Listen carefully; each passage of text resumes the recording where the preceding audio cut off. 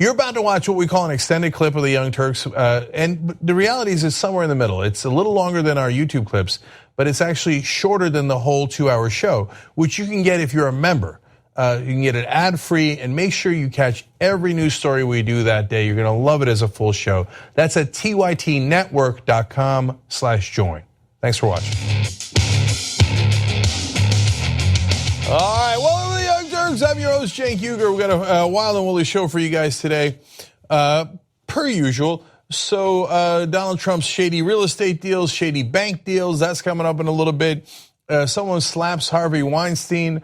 Why did Mark Wahlberg make 1,000 times more than Michelle Williams in some recent shooting in Hollywood?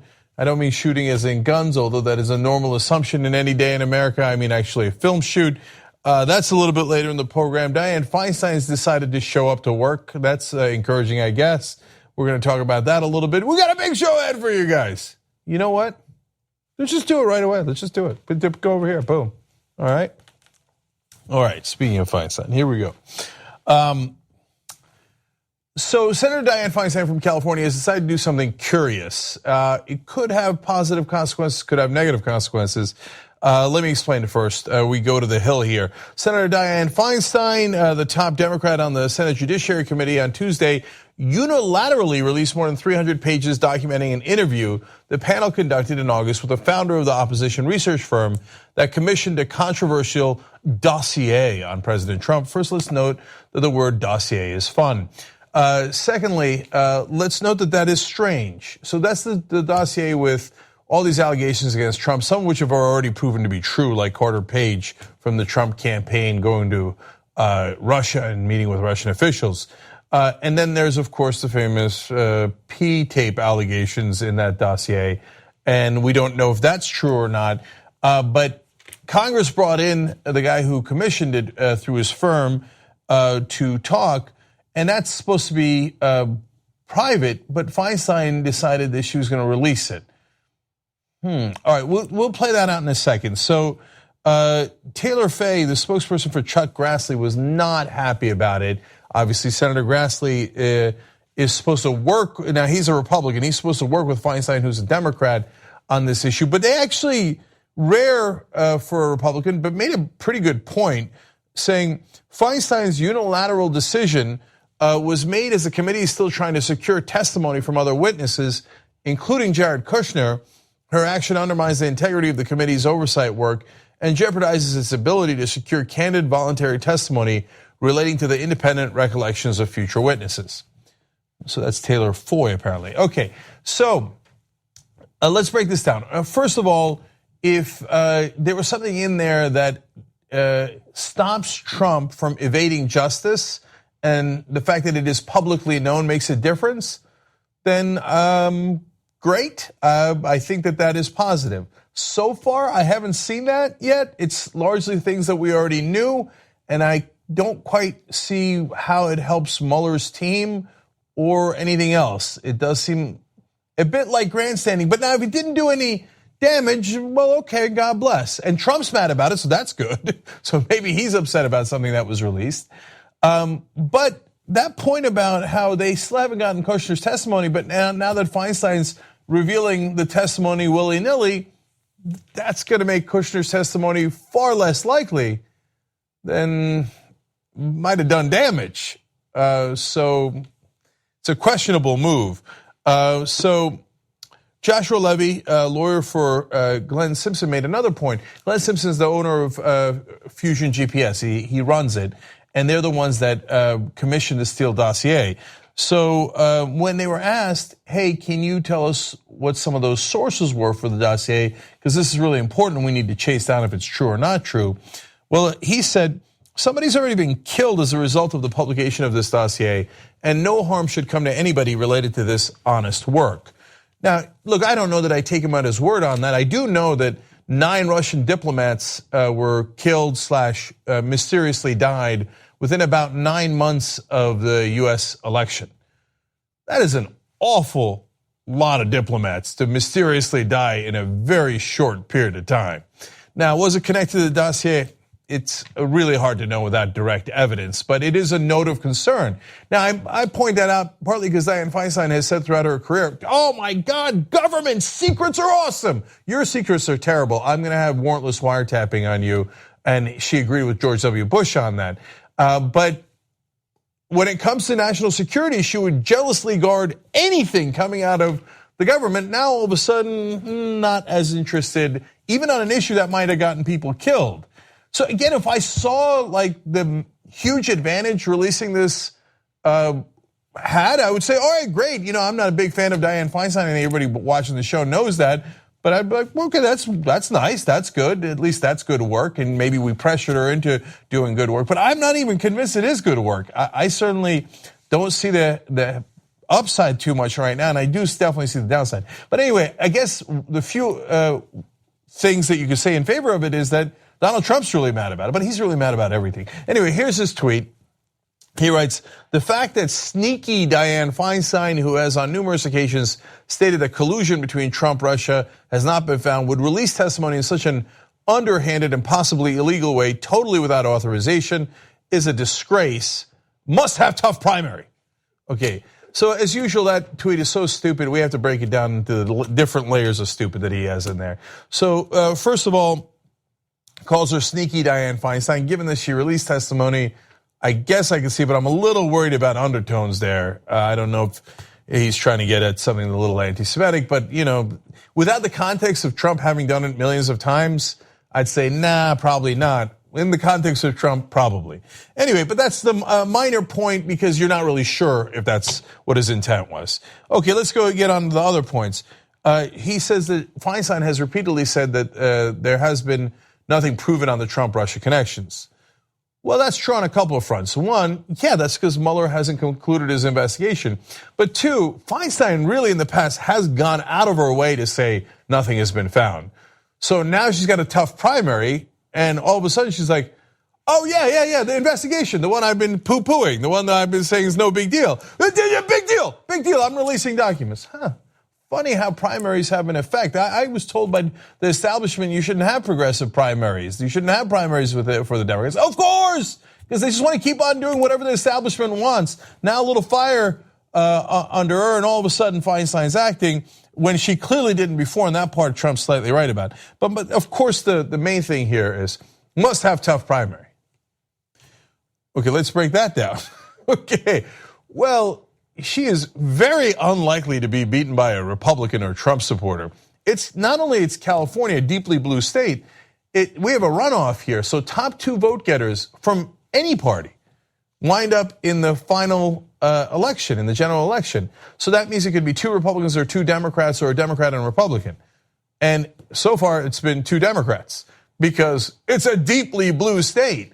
So somehow a Republican is going to get into that runoff. It doesn't make any sense because Trump doesn't know. He doesn't know anything. You think he knows about the electoral system of California?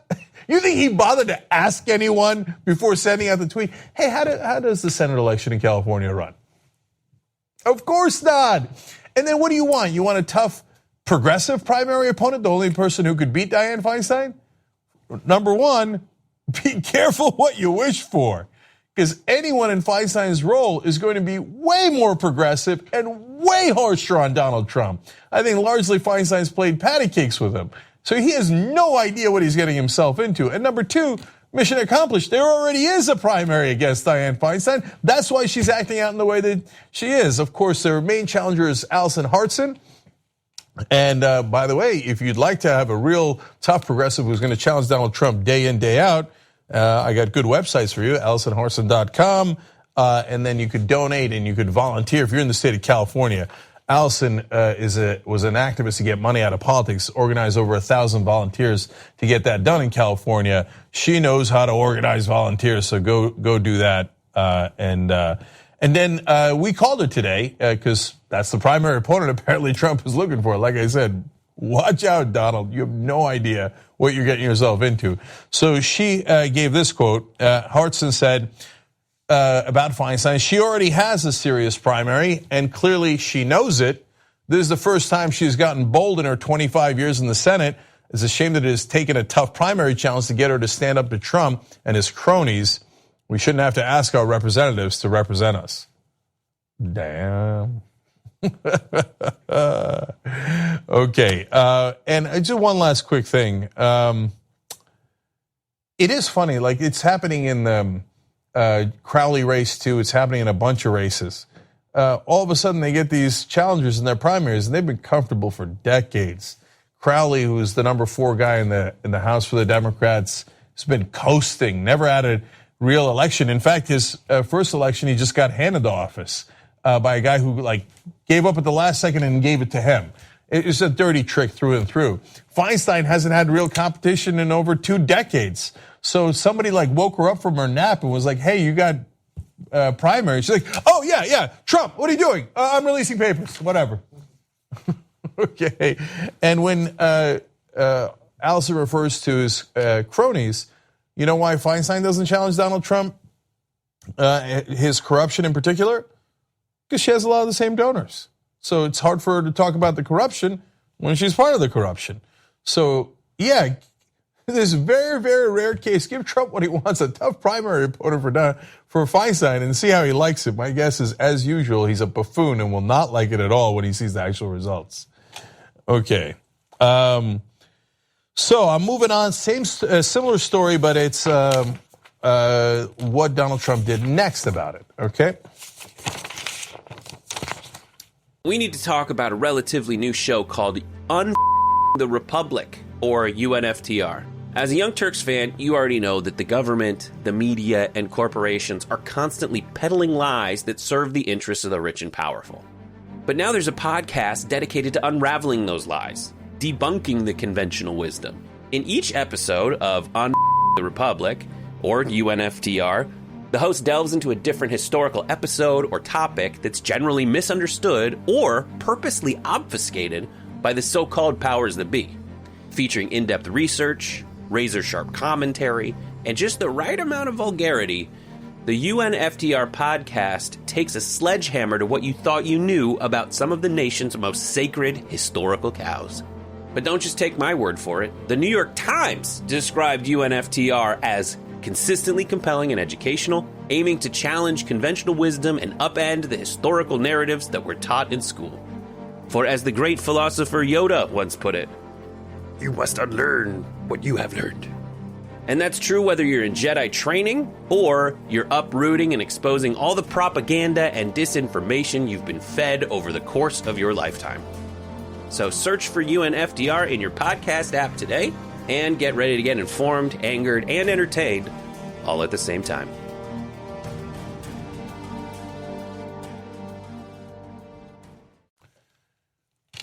So Donald Trump's on the warpath about the Russia investigation. What's new? So recently, the testimony of the person who commissioned the famous dossier against Donald Trump, where they alleged significant ties to Russians and apparently interesting sexual habits of Donald Trump. But to me, that is actually not that interesting. What's much more interesting is the financial connections. Anyway, he's mad about that, that some of the testimony has been released. He's mad that the investigation continues. He's mad that Mueller is now looking to question him specifically and personally.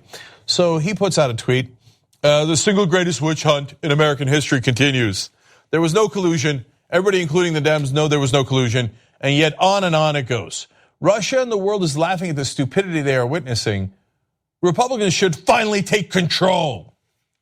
Now, okay, look, the beginning part of that is standard fare. I remember when an insider leaked to one of the papers saying that Donald Trump was really proud when he came up with the phrase witch hunt. He thought oh, this will ruin their investigation. I'll just call it a witch hunt. And it's a very, very immature, childish reaction as usual. Anyway, but we know that he's been saying that for a long time. The last part's the part that's important. Republicans should finally take control. But in our system of government, that's not how it works. So if the FBI or a special counsel is investigating someone, politicians cannot get involved and say, "Hey, don't worry about the rule of law. Don't worry about if he violated any of the laws. don't worry about the Justice Department. That's not what we're going to do. We're just going to end the investigation on political grounds. We're going to take control. Now, that's obviously a terrible idea. It's not what America stands for, but Trump doesn't know and doesn't care what America stands for. He's never believed in this country. So now it's okay. They're going to ask Chuck Grassley. He's the head of the committee that's looking into this in the Senate, and he's a Republican, deeply conservative Republican. And so they're going to ask him, hey, do you want to take control? Get a load of his answer. The president said that the Republicans should take control of the investigation in light of the release of this transcript. Are you losing control of this investigation, and should you regain control? I don't know what the president has in mind, and I don't think I better comment until I have a discussion with the president on that point. And I don't intend to have a discussion with the president on that point, and I hope he doesn't call me and tell me the same thing that you said he said. That's one of my favorite quotes ever. And I hope he doesn't call me to tell me the thing that you said he said. Why? Because it would be terribly inappropriate for the president to call the Judiciary Chairman in the Senate and go, hey, can you stop a legal investigation of me? Can you help me obstruct justice? Because then Grassley would have to say, no, plus now I have to report you to the FBI, you knucklehead. That's obstruction of justice. So that's why he's saying, oh, God, you saw when he first heard the quote, he did a little eye movement like, So he's like, don't call me. Whatever you do, Trump, don't call me, man. I don't need to go to prison next to you. So no, Republicans are not supposed to take control. Politicians are not supposed to take control of a legal investigation. It is the 28th time approximately, that's a hyperbole, but not much, that Donald Trump has done obstruction of justice in plain day sight. I mean, plain day sight, but that's not a word. Plain view, in open, what is it? Broad daylight. Broad daylight, okay. Hey, look, I want everybody to know, I am a very stable genius, okay? So don't question my choice of words. There's two things I'm known for. My fear of carnies and my stable geniusness with words. All right. So I'm done with that story. I'm going to keep going. You know, sometimes I take notes, and you probably wonder what is that, let alone me pulling a Mankiewicz on air. So I take notes for the editor sometimes. Might want to cut out part where Cenk doesn't know words. No one keeps it real like us. All right, we talk about some of that stuff in the postgame. You would know if you're a member. TYTnetwork.com/join. Come be part of the fun. All right, so now let's go. Speaking of fun, look at this graphic. God, I love us. Okay. Darrell Issa in a tough fight, maybe the fight of his political life. So what's he going to do? Well, let's find out. On Wednesday, longtime California Republican Darrell Issa announced that he would retire from Congress rather than seek re-election this fall. Ladies and gentlemen, we got him. Down goes Issa. Down goes Issa. Man, Doug Applegate knocked him the fuck out. So Applegate was his opponent last time. It was the closest race in the whole country. Applegate's a Marine colonel, and he said, I'm coming for you. And Issa's like, then I'm running. I got to get out, man. I'm not interested in that fight. So it's going to be a real bad year for Republicans. Now, Donald Trump's in fantasy land, so he doesn't realize that a 32% approval rating for himself is disastrous. And it'll hurt the Republicans in Congress tremendously. Regular rules of order still apply. Reality still applies. Just because you were up against the most unpopular candidate of all time doesn't mean that all these guys are going to be up against unpopular candidates. Issa's up against Applegate, who's a Justice Democrat. That means he doesn't take any corporate PAC money, honest grassroots, uncorrupted, progressive. His district is becoming more and more progressive. I mean, he was a goner anyway. He's running from the hill in this case because he was scared that Applegate was going to kill him, and he was going to embarrass him. So now look at the overall context here. We go to Mother Jones. Issa's departure brings the number of GOP retirements from the House to 30, a record for the party. and comes just 2 days after another embattled South Californian, Representative Ed Royce, announced his own departure. Ladies and gentlemen, we got him. Yeah, sure, down goes Royce. Okay, but he's not that relevant a figure. Issa was the guy who was a hatchet man for the Republicans. He did all the nonsense investigations of Democrats that were totally politically driven, and he was one of the worst Republicans. So the fact that a Justice Democrat has chased him out of that seat is awesome. So by the way, if you don't know, Doug Applegate is the guy we're talking about here. I'll show you a picture because you're going to get to know him. Hopefully he'll be your next U.S. congressman from that district. And here are his links, by the way. Don't let up. This is not the time to let up. This is the time to hit the gas pedal even harder. At this point now, the corporate Democrats are probably going to get real thirsty and try to come in and make sure that someone who supported Bernie Sanders doesn't win that race. They didn't give much support the last time around, and he almost beat Issa anyway. So Applegate did put out a quote saying, "Today's a great day for Southern California. 2 years ago, I stepped up and ran against Congressman Issa when no one else would because I was tired of politicians putting their party before country. This is a historic opportunity for the voters of San Diego and Orange counties. If you want more political insiders and establishment politicians, you've got plenty of options in this race. But if you want new leadership and new ideas, it's time to send a Marine colonel to Congress. Colonel, we need you to take that hill." And I believe he will. And apparently Darrell Issa believes he will. So he is going, gone. Whew, good riddance. Okay. Fun day in America. A couple pieces of good news there. All right. Now, speaking of fun, good news, let's go to the next story. Okay. So Oprah gave the speech at the Golden Globes. It was a great speech. Everybody's excited. Then her partner said, she might run. She might run for 2020. So then everybody's abuzz with talk about whether she can take on Donald Trump. So what happens next? They do a poll on it. Rasmussen. Now, Rasmussen is very conservative, and oftentimes their numbers are out of whack with the other polls and are more in favor of conservatives. So keep that in mind as you. So that sounds like Trump is winning. No, even in Rasmussen's poll, Oprah is beating him with a stick.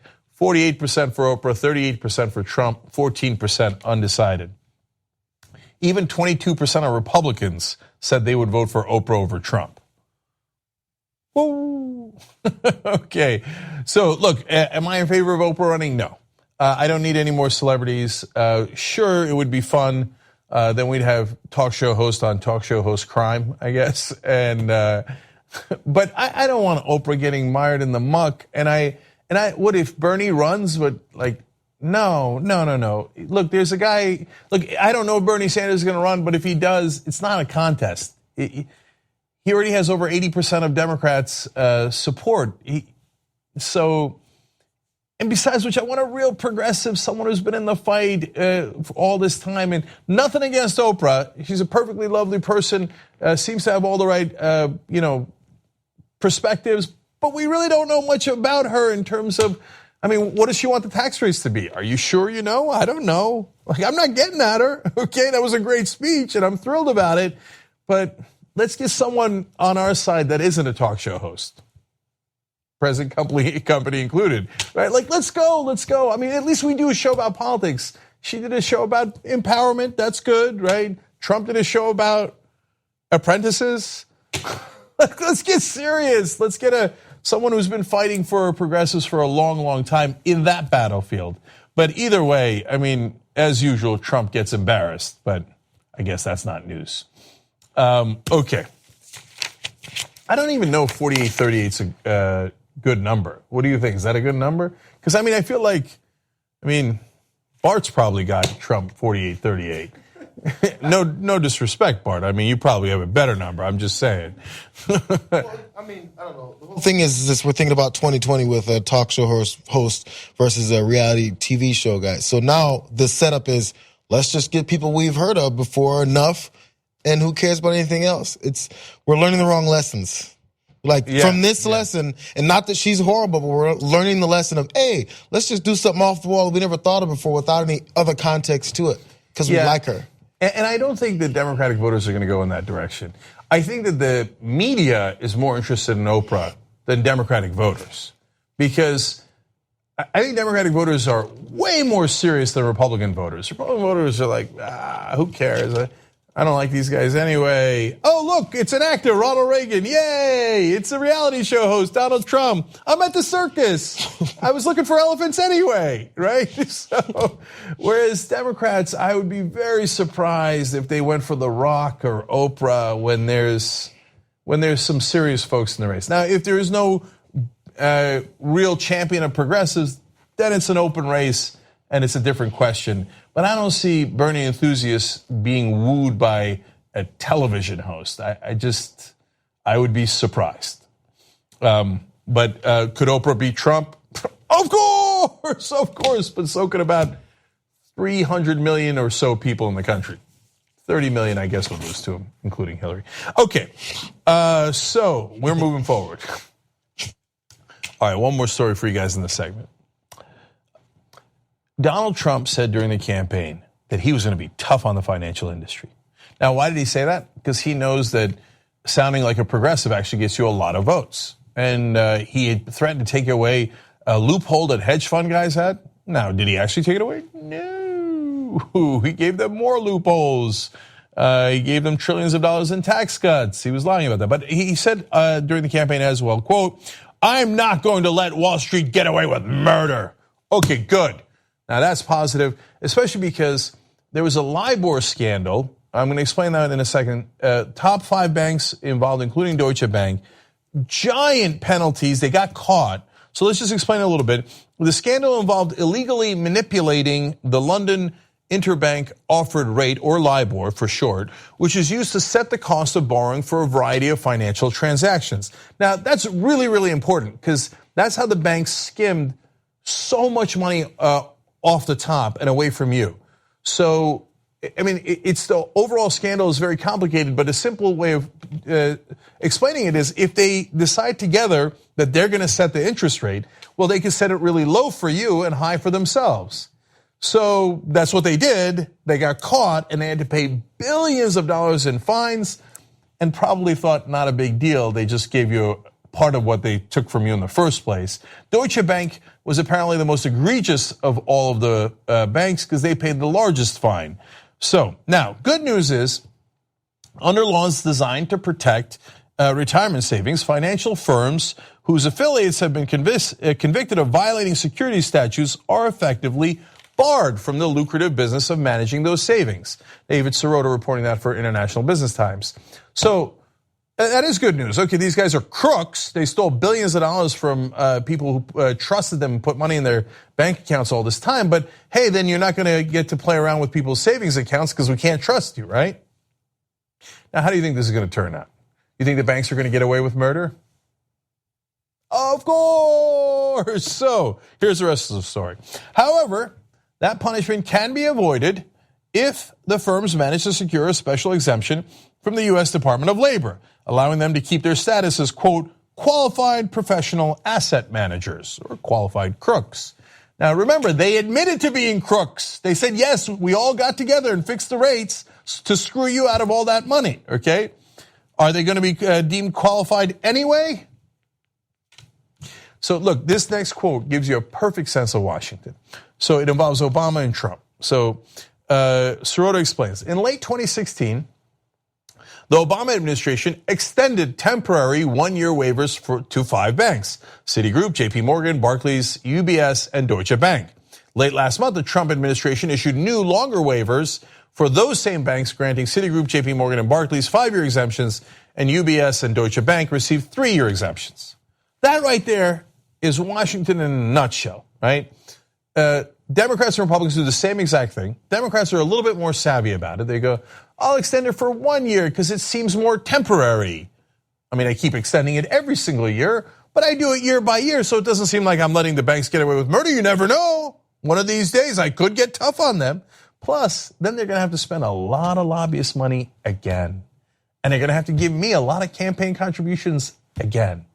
Whereas the Republicans come in and go, No, we're for the bankers. We lied to you during the election. Isn't that obvious? We're for the rich. We're for the bankers. So I'm going to give Wall Street whatever they want. You want 5 years? Take 5 years.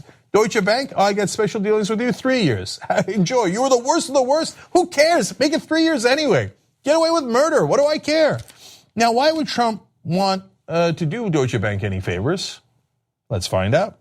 Trump owes the German bank at least $130 million in loans, according to the president's most recent financial disclosure form. Sources have told the Financial Times the total amount of money Trump owes Deutsche is likely around $300 million. Now you might say, look, that's a loan. He gets loans from banks. Well, hold right there. No, he doesn't get loans from any Western banks because he's had 6 bankruptcies. He's a total buffoon, and no one else will give him a loan except Deutsche Bank and some shady banks in Cyprus and Russia. So, and you know what he did to Deutsche Bank a couple years back? It's like, yeah, I owe you $640 million. I'm Donald Trump. I'm a moron. I went bankrupt again. I'm not going to pay you. So then they sued one another, and then somehow, magically, they got past it. I don't know how they got past it. The last quote I give you might give you some indication. But they went back to letting him borrow money, and it is entirely possible that Trump doesn't have the money to pay them again. So doing them a favor when he's president could be helpful to his cause.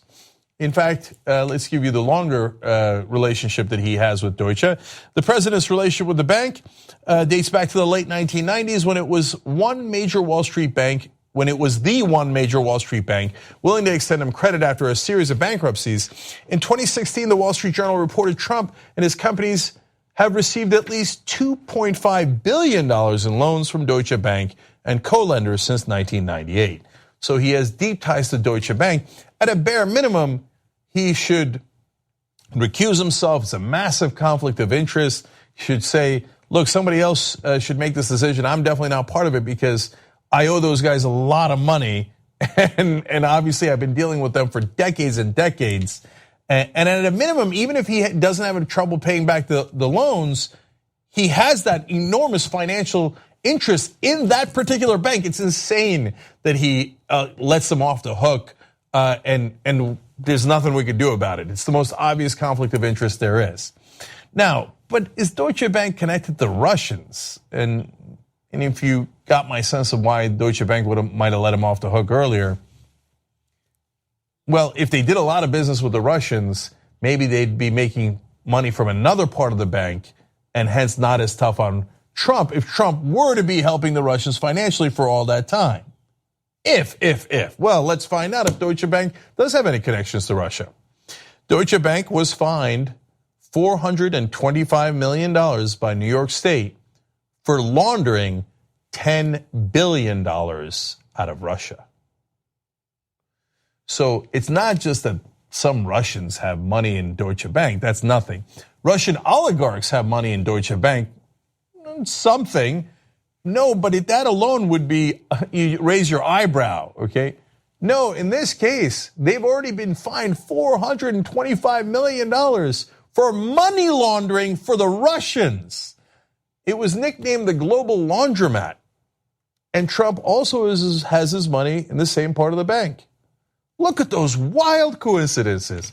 Trump connected to the Russians through Deutsche Bank and then doing favors for Russia, which is another story we have today where one of his staffers wanted to immediately remove our military from the parts of Europe that were near Russia, let alone the fact that he still hasn't enforced the sanctions that he signed into law, that he was forcing to sign into law. All those favors for Russia, talking about how we got to take it easy on Russia, and then favors for Deutsche Bank. I'm sure it's a wild coincidence. So if you think there's no evidence connecting them, you're not paying attention. So that's not a direct email saying, I will do this for Deutsche Bank and the Russians because I'm a money launderer.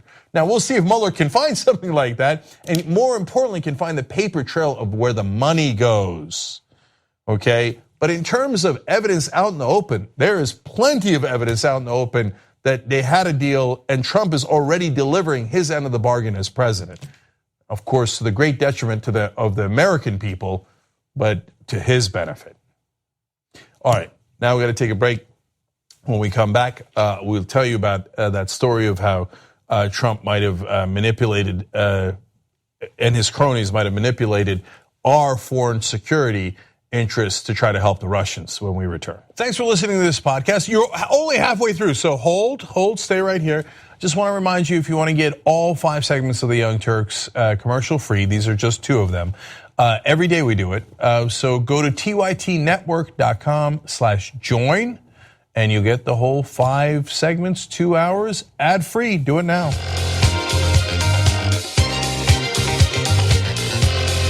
All right, back on the Young Turks, Cenk and John with you guys. John Iadarola joining us for the rest of the show. Let me read some tweets, and then I wanted to mention one other thing. Vance writes, it sounds to me like Senator Feinstein wants to hide her own corruption by interfering with the investigation. Interesting. Dorkolotimus writes, interfering? Well, she released those papers, right? Yeah. And I missed it. Maybe we'll talk about it on the postgame. I don't see the upside. I see the downside, which Kushner hasn't testified. And so now he could say, well, you guys are releasing secret things. I'm not going to testify, right? I don't especially care, but I can present several upsides, I think. But we'll do that during the postgame. All right, let's do it then. tytnetwork.com/join. And you guys get the postgame and the whole show commercial free. Okay, Dorkolotimus writes in, I doubt Trump understands how California primaries work. And yeah, it won't be a Republican. Of course, Trump doesn't understand California primaries. Yeah, you could have ended that sentence after understand. And then fill in the blank. Okay. Unregistered Chicano says, in the words of Jimmy Dore, we're the actual left. And I agree with that. Referring, I think, to Allison Hartson and Doug Applegate as opposed to some of the other folks like Feinstein. Okay, I Am Sock says, I'm sure helping big banks avoid penalties helps jobs in the Rust Belt. What the fuck, conservatives? How do you believe this shit? At TYT, we frequently talk about all the ways that big tech companies are taking control of our online lives, constantly monitoring us and storing and selling our data. But that doesn't mean we have to let them. It's possible to stay anonymous online and hide your data from the prying eyes of big tech. And one of the best ways is with ExpressVPN. ExpressVPN hides your IP address, making your active ID more difficult to trace and sell to advertisers. ExpressVPN also encrypts 100% of your network data to protect you from eavesdroppers and cyber criminals. And it's also easy to install. A single mouse click protects all your devices. But listen, guys, this is important. ExpressVPN is rated #1 by CNET and Wired magazine. So take back control of your life online and secure your data with a top VPN solution available, ExpressVPN. And if you go to expressvpn.com/TYT, you can get 3 extra months for free with this exclusive link just for TYT fans. That's expressvpn.com/TYT. Check it out today. And especially because it's Deutsche Bank. It's a German bank. Yeah. How would helping a German bank avoid the penalties and fees and the law help anyone in Pittsburgh or Canton, Ohio? Of course it doesn't help you. It's just corruption. So, by the way, we did a story about bad banks. Let me tell you about a good bank. So aspiration.com is our sponsor, and I want to call them a lib bank, but they won't let me. They're so liberal, they don't even want to be called a bank. I don't think it's up to them. Anyway, so aspiration.com has no monthly minimums. So if you're a conservative, you should love Aspiration. Libs, I'll give $1 in there. Still won't charge me. Right? And you can set your own fees. Oh, conservatives should love aspiration.com, right? Wow. It's self-regulation. That's right. That's right. Come on. Now, most people are decent and they actually do pay some fees voluntarily. And you can say, but that's amazing that they allow that. 10% of their money, their revenue goes to charity. That's unbelievable. And they don't do fossil fuels. They don't do any of the defense contractors, et cetera. So it's clean. So aspiration.com, if you're looking for an alternative to the banks who you can trust. And by the way, the interest rate there is 1%. If you think that's low, you haven't been to a bank. Okay? Oh, yeah. Yeah. That's no joke. That is way, way higher than any other banks. Yeah. But remember, they're not a bank. They do everything like a bank, but they're not a bank. Anyway, aspiration.com. Yes. There you go. It's really fast. When I was in elementary school, I guess as part of like hey, let's give these kids at least some kind of financial information, they had to start bank accounts and sort of track it and like invest or not invest, but save. And I remembered getting like 3 or 4%, which means I was making 7 cents a month or something. So then much later on in life, when I had a little bit of money to save, I was like, I wonder how much I'm making on this. And the interest rate was like 0.025% or something. I was like, wow, I am way out of date with my financial information. Yeah, it's nothing. And I mean, I know there's a good reason why it's nothing. But on the other hand, no, but in all seriousness though, it apparently doesn't have to be nothing, because aspiration.com charges 1%, not charges 1%, gives you 1% instead of 0.025. I went to the bank a couple of years ago. Yeah, I got the same 0.025, right? Yeah, something like that. Right, so now since their aspiration is doing 1%, they're still profitable. They still make money. So apparently you can give 1% and still make money, but the banks being what they are, they're like, no, nothing for you, everything for us. Yeah. All so right. why don't we jump into the news?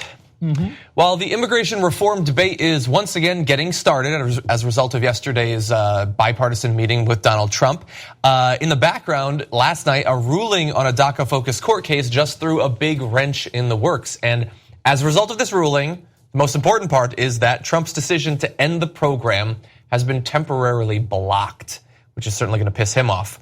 Now let's talk about what actually happened. So you have William Alsup, U.S. District Judge, said that lawyers in favor of DACA clearly demonstrated that the young immigrants in question in this were likely to suffer serious irreparable harm without court action. The judge also said the lawyers have a strong chance of succeeding at trial. And it's weird. So the judge says they're going to suffer serious irreparable harm if they lose their legal protected status and are sent out of the country.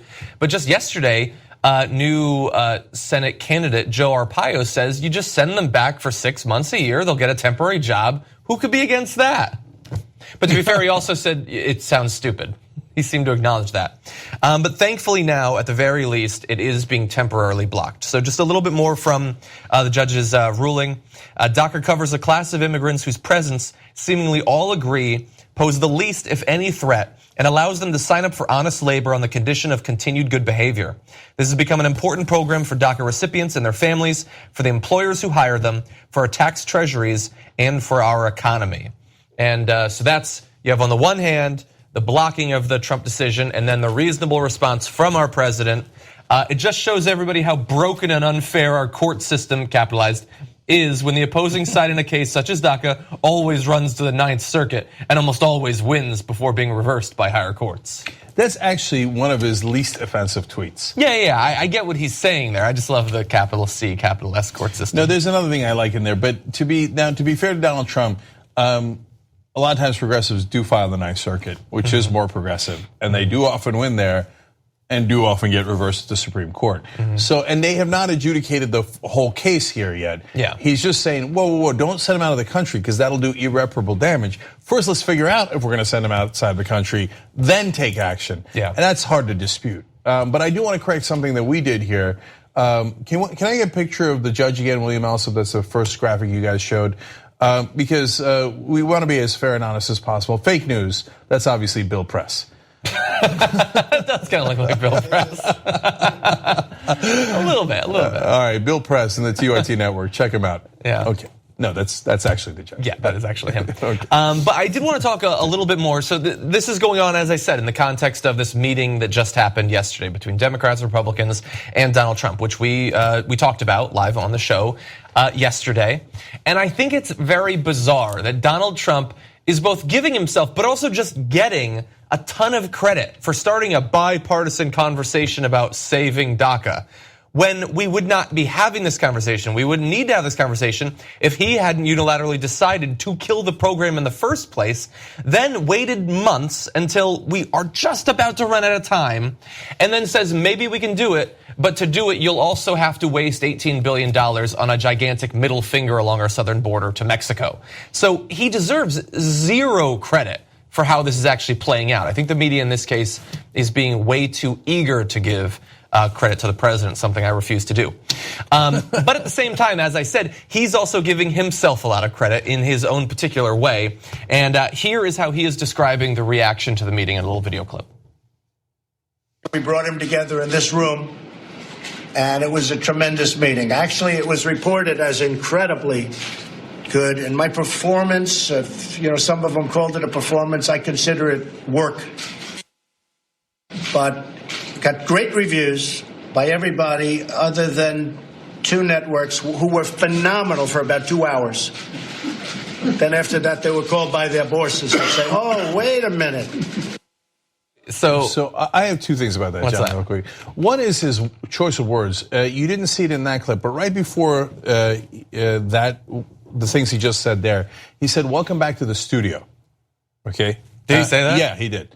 And so he called it a studio. Then he said that he got great reviews about his performance. Others called it a performance. Yeah. Others called it a performance. I mean, for me, it's work. For me, it's when work. I'm in front of the cameras. To sit there and not say something batshit crazy, not start war with North Korea while demonstrating no knowledge of the topic we're talking about, I call that work. So he just views it as a show. He does. I mean, and this is it's in Michael Wolff's book. It's in almost every report. He views every day, and this is from, again, White House insiders, every day like a TV show that you have to win that day. And so, but except it's not a TV show. There's 800,000 dreamers, and their lives depend on it. You might be sending them back to countries they've never lived in. Some of them don't know the language. They would literally not have any idea where to go. Could be incredibly dangerous situations there. Yeah, you would be ruining their lives, and let alone their loved ones that are here. But to him, that never crossed any of his. That doesn't cross his mind at all. He just thinks like, did we win? How's my ratings? Did I get good reviews? How was my performance? Yeah, it's just, he's not a serious man. No, I mean, that's super obvious, but it's disturbing in that thing. And all he wants is credit. And you know what, Democrats, just wisen up, man. Just like, there is a way to, like, I don't want you to stroke his ego because it's just degrading and humiliating. But there's a way to, like, if all that MSNBC or CNN has to do is go, "Good job, Donald Trump, with those dreamers. That was amazing. That was one of the best things you've ever done." And you're like, "Oh, okay, that's it. Dreamers are in." Yeah. In fact, they all get citizenship. $1 million. Plus $100 each. You get a car and you get a car, dreamers. You know what? I'll treat them like the banks. I'll give them everything. Yeah, there you go. But yes, he isn't quite getting that. I mean, look, he's obviously happy with himself. He thinks that he got good reviews. He's being nominated for an Oscar, actually. But it gets a little bit weirder. So here is a little bit more description of the reaction to the meeting. Let's adjudicate if this actually happened or not. And unfortunately, a lot of those anchors sent us letters saying that was one of the greatest meetings they've ever witnessed. And they were great. For about 2 hours, they were phenomenal. And then they went a little bit south on us, but not that bad. It was fun. They probably wish they didn't send us those letters of congratulations, but it was good. I'm sure their ratings were fantastic. They always are. God that didn't damn happen. It. That did not happen. And stop obsessing about the goddamn ratings. All right, and guys, come on. Is there anybody in the country that doesn't realize the guy's a lunatic yet? They said it was one of the greatest meetings they've ever seen.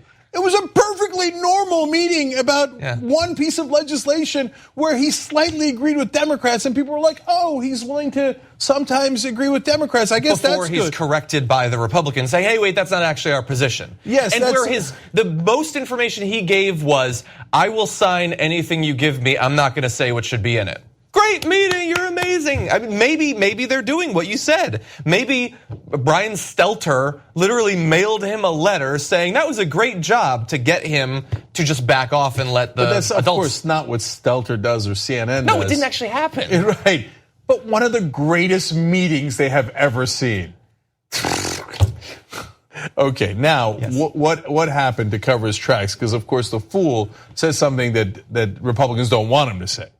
Oh, you're referring to the fix? Yeah. Yes. So I don't think we actually have that on here, do we? But basically, what happened is if you watch the videos that we showed you yesterday, I believe it was Senator Dianne Feinstein. She brought up, well, you know, can we just have a clean DACA bill? You say you want to get that out of the way and then go to the comprehensive later. Can we just do that? And he said, yes, I'd like to do that. Now, the Republicans jumped in, tried to correct him, but he said a couple of times that he would be okay with that, not knowing that that goes against the Republican position.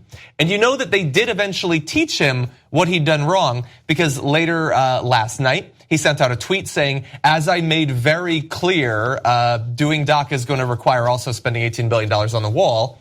But also the White House got in trouble because they put out a transcript of that meeting, and in the transcript, it took out him agreeing with Dianne Feinstein. Now, this was eventually fixed after people complained, but they tried to rewrite history to fix his flub. Yeah. It was on tape. It was a performance. We know it was on tape. So it was a blooper, technically. But, so the guys at the White House, number one, they have an unenviable job to try to correct the buffoon that's in charge. But number two, they're also knuckleheads. So they go in there and they're like, Trump shouldn't have said that he'll sign the deal with the Democrats. Oh, I got an idea. I bet nobody will catch us. Let's just fix what the idiot said because he's an idiot. Yeah. Okay. And then they just take it out of the transcript and everybody's like, yeah, we saw you took it out of the transcript. Yeah. They're like, technically, the White House calls that the director's cut. This is the second time, by the way, they've been caught taking an idiotic statement by Trump, that at least what they view to be an idiotic statement by Trump, out of the transcripts, and both times they got caught. Yeah. So we should take our first break. When we come back, though, a couple of the comments that Trump made during that meeting could cost him a little bit with his base, and certainly with some of the right-wing pundits. So we will have a breakdown of that when we come back from this break. Go. Thanks for watching what I hope was a lovely edition of the Young Turks. Now, you know that is 2 of the 5 segments that we do because that's free. We want to have you support independent media and come watch the whole show that we do every day. That's 5 segments overall, no ads at all. That's at tytnetwork.com/join. Come become a member. Thanks for watching either way. Thanks for listening to the full episode of The Young Turks. Support our work, listen ad-free, access members-only bonus content, and more by subscribing to Apple Podcasts at apple.co/TYT. I'm your host, Cenk John, and I'll see you soon.